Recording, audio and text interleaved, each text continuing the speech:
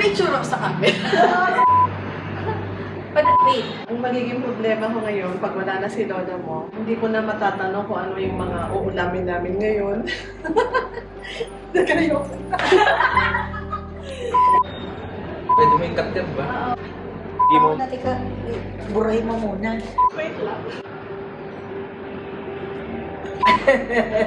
Ano muna nga eh. Ang hirap pag-isip. Wait lang.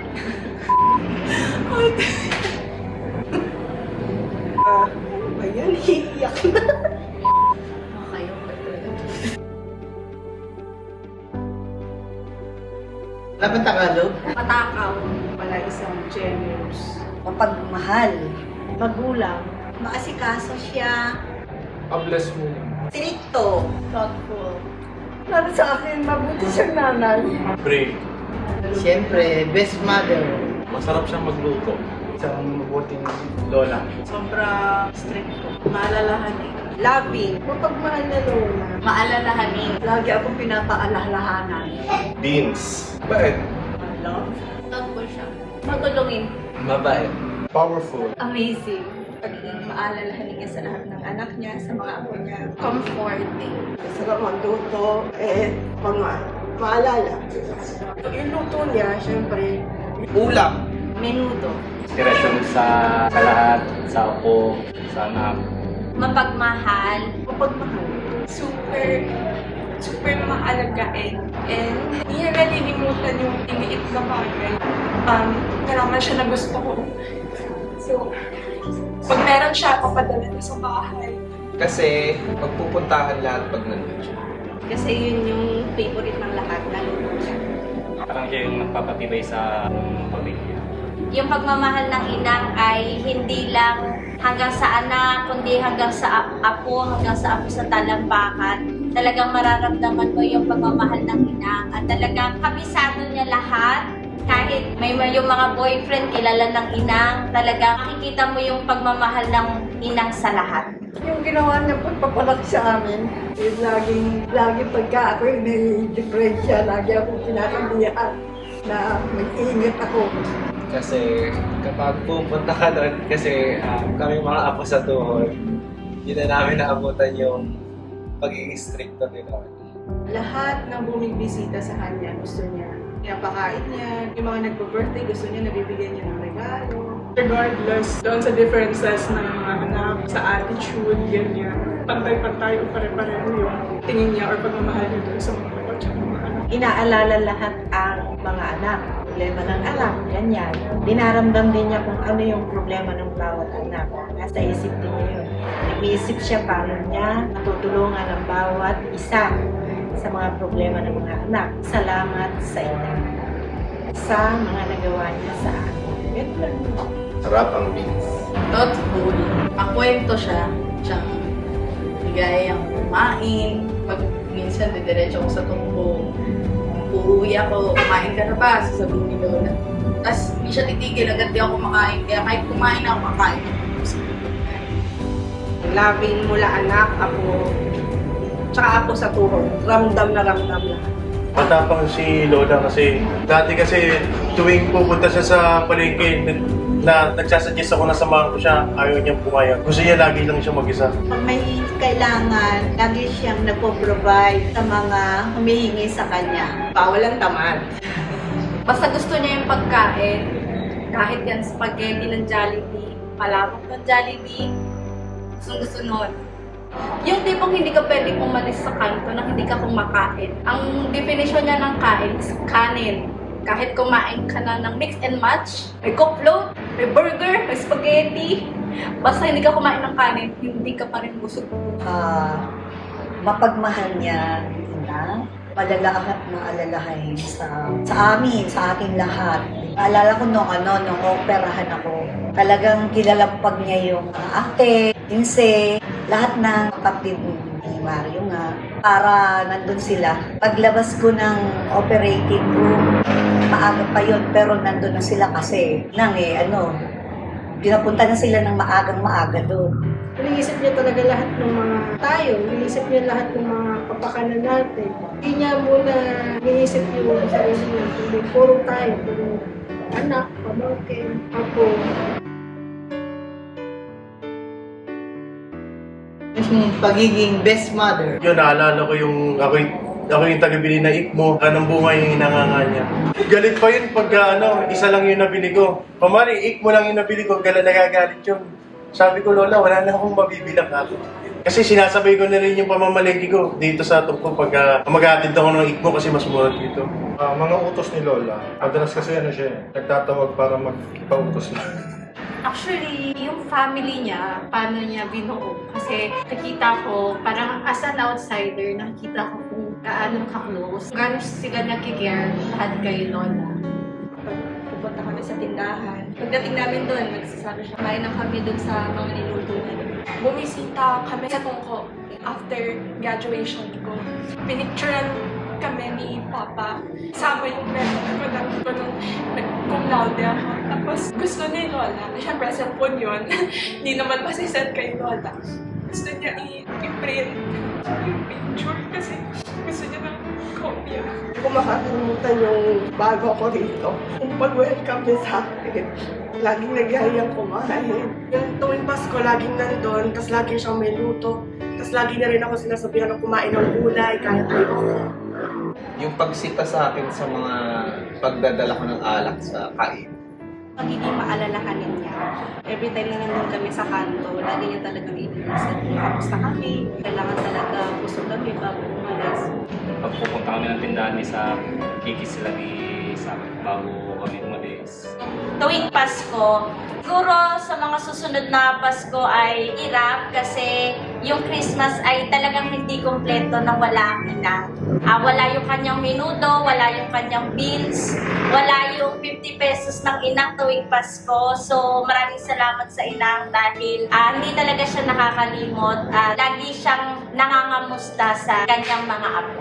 Siguro yun yung time na nasa hospital kami, sinabi ni Tita Nene na hindi man, yung kinamusta niya about sa baby namin, which is big thing for me kasi syempre, as a parent, mahalagang bagay yun na naaalala yung mga kayong anak. Lagi yun pagka uuwi ako, magtatanong agad yun, anong gusto mong kainin? Anong mga gusto mo ipagluluto niya ako? Siyempre, una yung minudo niya. Yung meron akong gustong isang luto niya na bangus, na parang may labong, basta something ganun. Alam na agad niya. Uutusan niya agad si Tita Ore para mamalengke. Pag birthday ko, lagi niya akong pinapadala ng ice cream. Kayo, pinapadalaan? Yung laging siya ang nagluluto ng kailangan masarap, tsaka iintindi niya lahat kung anong kailangan. Laging nag-aalala, nasaan ka na, kung uuwi ba, ganon. Yung tumatawa siya sa mga kalokohan ko. Pag si Lola, nakakwentuhan mo, laging panahon ng hapon. Panahon ng hapon, yung tipong nagtago daw sila sa bundok. Kumain sila ng daga para lang masurvive yung panahon ng gera. Mga kwento niya nung unang panahon, na mga dinanas niya, siya ay nagsusulong ng paninda. Lalakad siya mula Kawayan, nilalakad lang nila yan. Tapos yung ilog dyan sa may Kulinas, nanguhuli daw sila dyan ng mga hipon, isda, ganyan, noon. Malinis daw yung ilog na yan noon. Hinabol siya ng bubuyog. Nasa linya yun, hinabol siya hanggang bahay nila. Naglatag siya ng banig, pati tulambo, nagkulong siya doon. Kasi kung hindi, puputak din siya. Yun yung lagi niyang kwento na lagi niya. Tapos yung pagluluto. Kasi marami kong natutunan pagluluto sa kanya. Hindi nga lang din ko nakuha yung buong kasarapan ng luto niya. Pero alam ko kung paano niya ginawa yun. Lalo na yung minudo, salsa, yan mga minana ko sa kanyang luto yun. Yung beans, minatamis na beans, ganyan. Lagi akong nuutusan na bumili ng niya, yung ikmo niya para sa kanyang nganga. Kalimutan yung pangalan ko. Binantayan ko siya mula umaga. Binantayan ko siya mula umaga, alas 5 ng umaga, alas 5 ng hapon, minsan 6 pa. Ang tawag niya lang sa akin, anak ni Belen. Pagka ako inutosan, siguradong pwedeng hindi susundin yun. Pag sinabing bumili mo, harap ka ng ikmo. Pagdating mo sa pera, marami naman akong pera. Yung kapag pumunta ka doon sa tindahan at nakashort ako, may season, Sabihin niya sa'yo, nakashort ka na naman. Ang lamig-lamig. Kung baka ikaw, ganyan. Sama-sama. Siya naman kasi talaga yung dahilan kung bakit kompleto tayo. Kasi nga, sa kanya tayo lahat nanggaling. Siya yung naalala natin dahil nga pag reunion, siya yung pinupuntahan natin sa Libes, kung sa kanto man. Siya yung talagang nagpapasama-sama sa Yung Pasko kada taon, kasi si Lola yung parang dahilan kung bakit tayo nagtitipon-tipon yung Pasko. Kami ay nakatira pa sa Tumborka, yung mga may sakit na bili, sila Dayan. Inaantok na ako. Ang doon ako sa salas nila pumupunta. Tapos isang beses, siguro sa pagod ko, tapos magdamot pang walang tulog kasi may sakit yung bata minsan. Nabigla na lang ako, wala sa kamay ko, Dayan nga tayo. Pag nandun na sa tabi ng inang. Kung hindi yung baka nalaglag na si yung pala nandun lang siya na mamatyan. Tinitingnan niya kung okay pa kami. Talagang siya, napaka-maalalahan niya. Yung mga moment na pag dumadalaw sa bahay nila, sa bahay niya, nagkikwentuhan kami, sumasabay sa asaran ang inang Isha. Kahit anong utos niya, sinusunod. Time na nagpapasama sa bahay, gano'n. Gising mo sa umaga, may pagkain ka na agad dyan na kakain ka na lang. Birthday niya, doon tayong lahat, masasaya. Napatawag niya sa akin tuwing linggo. Kasi kailangan ko siyang bilan ng abot niya, white flower, ng shampoo niya, gupitan ng kuko. Kasi pag reklamo siya, dumidikit na daw yung bigas sa kuko niya. Nung nasa ospital siya, parang ang dami niyang hinahanap na wala makagaya ng luto niya. So, yung luto niya yung pinakamamimiss ko sa kanya at saka yung pag-aalala niya. Dahil madalas natin nakikita sa Facebook yung grandmas deserve to live forever. Kasi talaga, minsan may isip mo kapag pinagagalitan ka ng mga magulang mo, akala mo wala kang ibang tatakbuhan. Pero pag nagpunta ka kay Lola, siya yung kaintindi mo. Regardless kung ano yung sitwasyon, regardless kung nahihirapan ka o hindi. Yung magtatrabaho ko, yung dadahilan ko lang magsisiyar ako.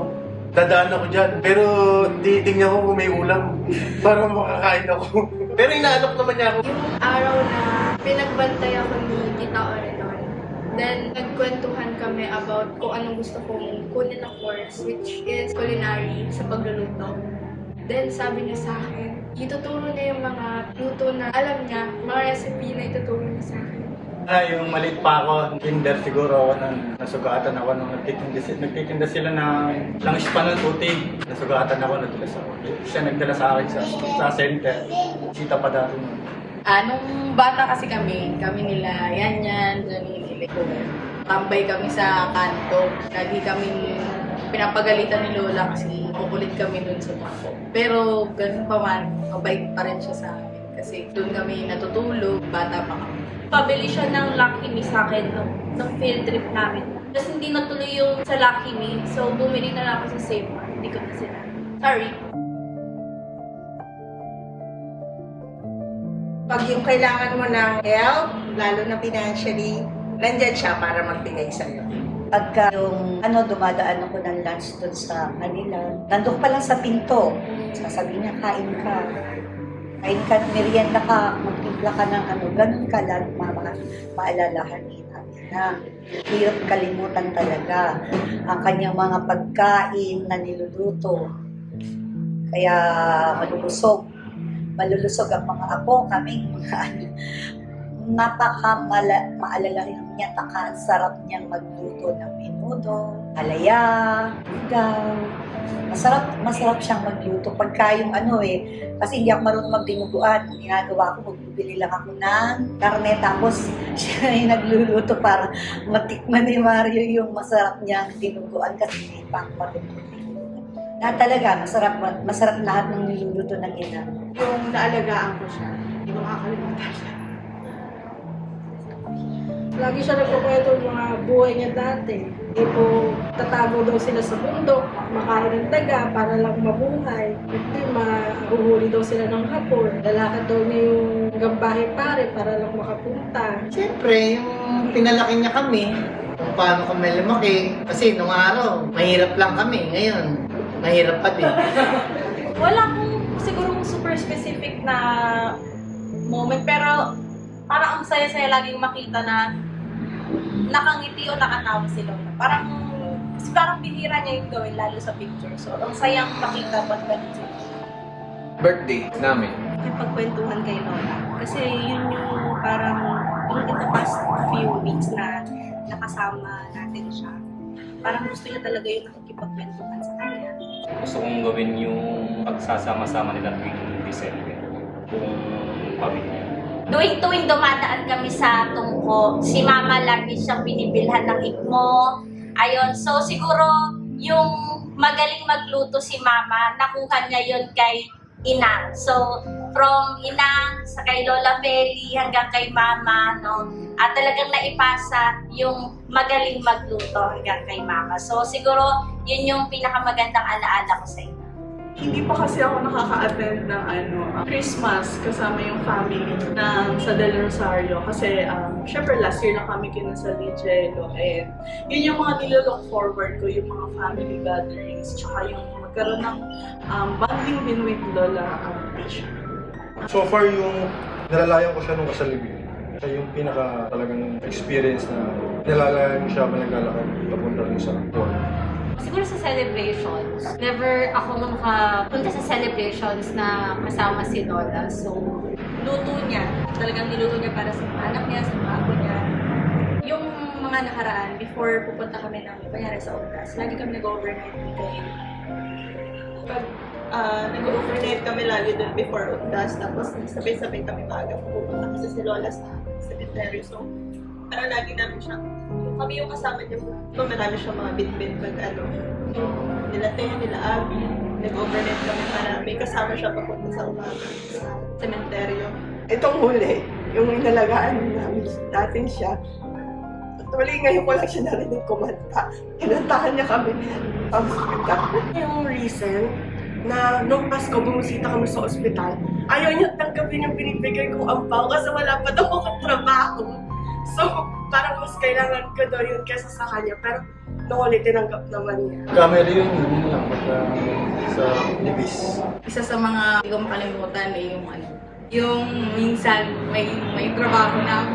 Tapos punta ako sa tungko, pumasok ako. Tapos wala siyang naluto. Sabi ni Lola, kumain ka na ba?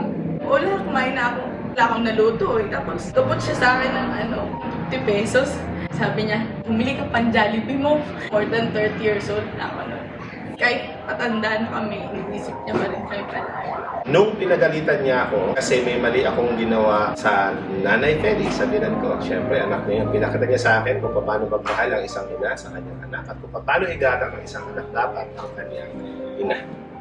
Kasi nung panahon na medyo talagang hirap naman kami sa buhay ng tito. In one words, nakasuporta siya kahit paano. Kahit sa maliit na ibig sabihin, nakasuporta siya na kahit maliit na binibigay niya para makatulong, ganyan. Talagang tumutulong siya sa mga Nag-deliver lang ako na ikmo eh. Pagka nabili ko yung dalawa, yun, masaya siya. Pero pagka isa lang, galit pa yun. Pag palaging nasa tindahan, laging nakamagandang memories. Saka pag dinadala ko sila sa yun yung minsan nire-request nila, laging gusto nakikita. Kulang lang yung isa mo. Marami yun. Naalala ko nung bata ako. So gusto ko kasama yung mga pinsan ko yan, sila po na makipaglaro. Alam ko naglayas ako ng bahay. Naglayas ako ng bahay noon. At syempre dahil bata pa, alam ko, puro dala ko ng ata. Parang puro party lang ata. Puro party lang ata. Tapos nagulat si Lola, bakit ako nandoon. At syempre baka magalit lang. Nanay, na nandoon ako. Syempre ang Lola naman, talagang todo salag sa akin. Kasi naalala ko yun yung unang beses talagang nakaalis ako ng bahay. Naglakad ako mula bahay namin patungo ng mag-isa. Parang mga 7 or 6 years old lang ata ako. Naglayas ako papunta kina Lola. Parang gusto ko doon matulog. Tsaka papaglaro. Nung bata ako, basta nung bata kasi ako, ang natatandaan ko, gusto ko laging matulog sa bahay nila. Paggising mo doon, may nakahain na pagkain. Rules lang doon is uurungan mo yung pinagkainan mo. Kasi doon siya magagalit pag merong nakatambak doon sa lababo niya. Kapag pumupunta ako doon, si Tita Ore, may papadala, may papakuha. Talagang tatawagin ako ni Lola. Mag-aaya nga siya kumain. Sasabihin ko, kumain na ako kahit hindi ko lang gusto yung pagkain. Lahat ng paalala niya sa akin na lagi akong sasabihan na Huwag kang lakad ng lakad at hindi sumakit ang paa. Baka nung bata ko, pero hindi ko na talaga siya maalala. Nung inalagaan ko siya sa tindahan. So, yung birthday ni Lola noong 2009, I love the celebrate t-shirt na yung kulay dilaw pa. Yung tuwing Pasko sa Libis, nakasama sila. Sa isang kakwentuhan, pag binisita mo nakangiti, laging tawa ng tawa, napakabait.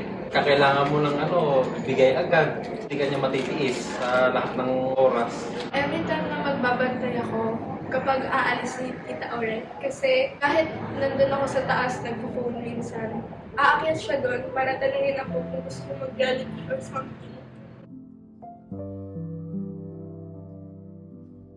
Nasa ganong edad na siya. Lagi siya mag-iingat. Kasi prone na yun sa mga discussion na natin. Lola, thank you. You have an amazing family din. And lahat yun dahil sa'yo. Mula sa'yo ninyo.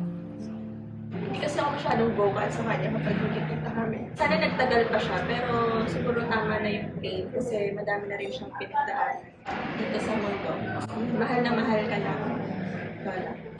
Thank you sa lahat na pamasko mo sa amin. Super love na love ka namin. Kasi pag may nangyayari kay Lola, talagang tumitigil yung mundo namin dahil sa'yo.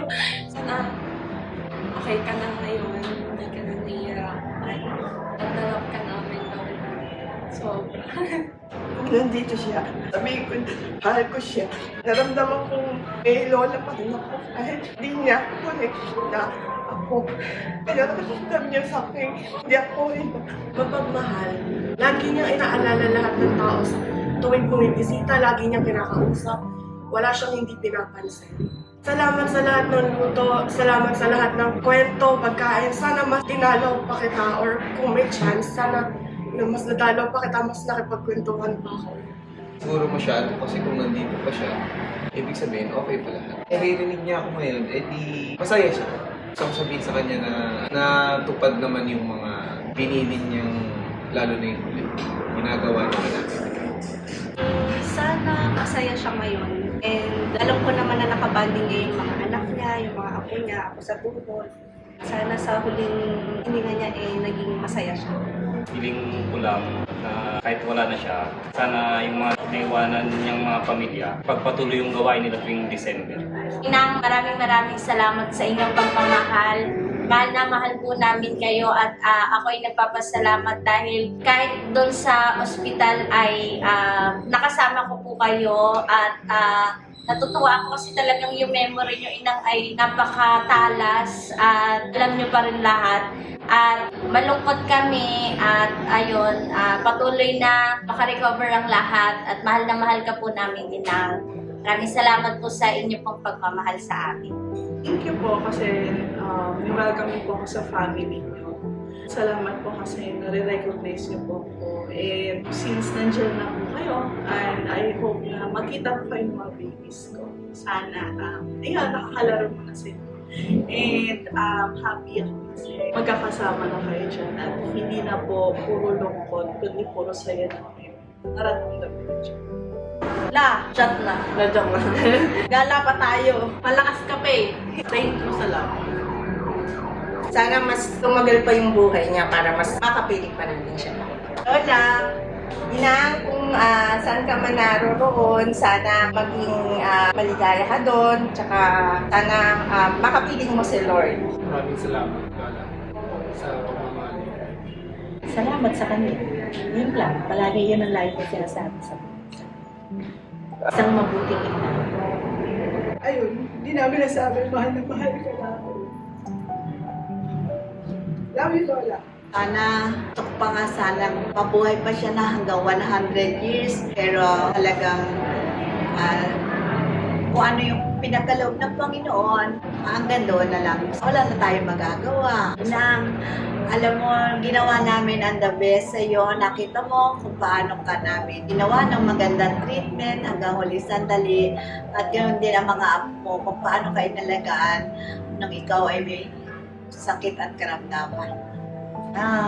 Sana lagi mo pa rin kami, ayan, dalawin. At saka sa pupuntahan mo, sana maligaya ka na kasama ni Lord. Maraming salamat, Inang, sa pagmamahal, pag-aaruga, mo, pagmamahal kina Billy, ayan, at si Kali. Mahal na mahal ka namin, Nang. Ito ko lang sabihin sa kanya, Nang, mahal na mahal kita. Kaya mahal na mahal namin yan dahil best mother nga. Thank you sa lahat ng pag-aalaga sa loob ng 94 years. Salamat. Mahal na mahal ko si Ina. Wala, huwag ka nang mawala sana. Pwede lang diyan ka lang lagi. Wala talagang buhay. Mahal na mahal ko siya. Lola, thank you lang. Thank you sa lahat ng tulong niya sa amin. Wala kay Angel, kay Ellen. Hindi niya kami lagi nakakalimutan. Lola, kung sabihin sa'yo na mahal kita. Alam niya naman yun palagi kasi tayo naman, di ba, very naman tayo lagi kapag sama-sama tayo na mahal natin si Lola na sana masaya siya palagi. Lagi ko lang pinagpipray sana masaya na siya. Yung hindi na siya nasasaktan. Salamat, Inang. Mahal na mahal mo kami. I miss you. At punta tayo sa Kihor.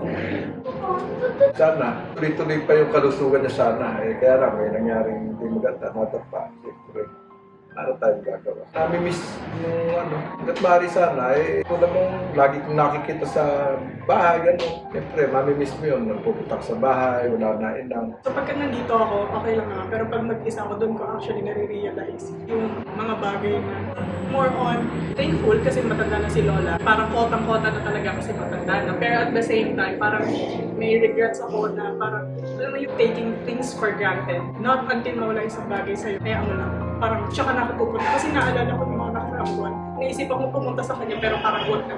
Hindi ganun. Parang actually yung death niya serves as a parang lesson learned sa akin. Kasi ngayon lang ako parang namatayan ng medyo may muwang na. Para sa akin, first death siya sa family. Yung experience ko kay Lola. So parang lesson learned siya sa akin to not take things for granted. And Lola, sobrang sorry kung hindi ako masyadong bisita. Pero nung nasa hospital ka naman yun. Wala, kahit na wala ka na ngayon, kahit nalaman ko lang na wala ka na nung nasa school ako, okay lang din na yun kasi nung nag-aalaga ako sa'yo, lagi mong sinasabi na pagod ka na. At least ngayon, hindi ka na napapagod. Kasama mo na si Lolo, kasama mo na si Gana. Mami-miss kita. Pag ako nag-alusinate, mami-miss kita kasi pagtatas ko, pumunta na school, pumupunta kay Sayo. Kapag Pasko nga, thank you kasi sa'yo kami lahat ng galing. Thank you dahil sa mga pag-aaya mo, sa mga pag-aasikaso mo. At namimiss ka namin at may pagsisisi na hindi ka namin masyado sinamahan. Kulang, para sa akin kulang yung mga times na kasama ka namin. Pero thank you, I miss you at sana nandito ka. La, nandito na ako. Sorry kasi hindi ako nakauwi kaagad. Alam ko, hinihintay mo ko. Pero nandito ako, kaso huli na, ganito na. Paano pag, naman ko, hindi pa kasi masyado nagsisink in sa akin. Pero kanina, nung pumunta ako sa tindahan, kasi pag uuwi ako, laging ang unang titignan ko yung silya niya doon, na nakahiga siya. Tapos gigisingin ko siya, makikipagkwentuhan ako sa kanya. Kanina tinitignan ko yung silya. Sabi ko, pag uuwi ako, wala na ako makikitang nakahiga doon. Wala, kung nasan ka man ngayon, alam ko, ginaid mo ko para makauwi ako kaagad dito. Sobrang thank you sa lahat kasi pag binabanggit nila yung pangalan ko, iinom ka kaagad ng gamot. Kung sinabi mo na hihintayin mo ko, oo ka lang, oo, nahihintayin mo ko kahit pagod ka na. Kahit ramdam na namin yung hirap mo nun. Pero sabi mo pa rin nahihintayin mo ko. Kaya sorry lang kasi ngayon lang ako nakauwi. I miss you and I love you, Lola. Love you, I miss you. I love you, I miss you, Lola Tisha. Yeah, I miss you. Wee!